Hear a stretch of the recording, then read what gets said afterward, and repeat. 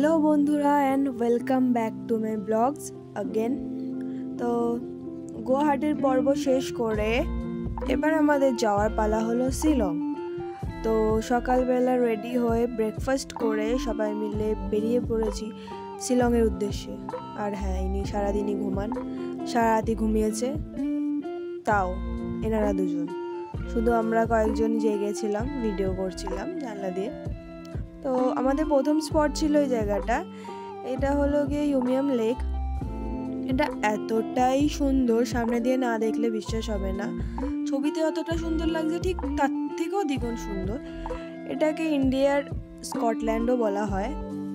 তো সেই টাইমে অনেকটা মেঘলা হয়ে গেছিলো ওয়েদার, আর আমাদের বোটিং করা হয়ে ওঠেনি। আর বৃষ্টির মধ্যে জায়গাটা আরও সুন্দর লাগছিল। তো বেশিক্ষণ বৃষ্টির জন্য থাকতে না পারায় একটু কিছু ফটো ভিডিও করে সেখান থেকে আবার আমরা পরের জায়গার জন্য বেরিয়ে পড়ি। তো মাঝ রাস্তায় প্রথমে আমরা লাঞ্চ করে নিই, তারপর আমাদের নেক্সট ডেস্টিনেশন হলো এলিফ্যান্ট ফলস। তো এলিফ্যান্ট ফলসটা আসলে অনেকটাই নিচের দিকে। তো আস্তে আস্তে আমরা তিনজন শুধু গেছিলাম। এটা মিডল পয়েন্টটা, এটা ওপর থেকে ভিউ ছিল, এটা অনেকটাই প্রায় নিচে, তো সবাই যেতে পারেনি।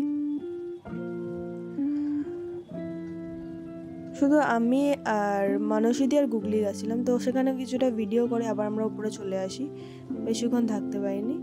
তো ওপরেই যত ছবি আমরা তুলেছিলাম, আর এটা হলো গিয়ে একমাত্র নিচের ছবি।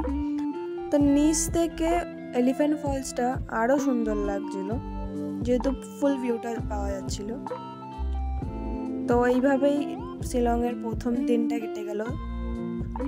তো নেক্সট ব্লগ ডে 4 খুব তাড়াতাড়ি আসতে চলেছে, আর শিলংয়ের পার্ট 2।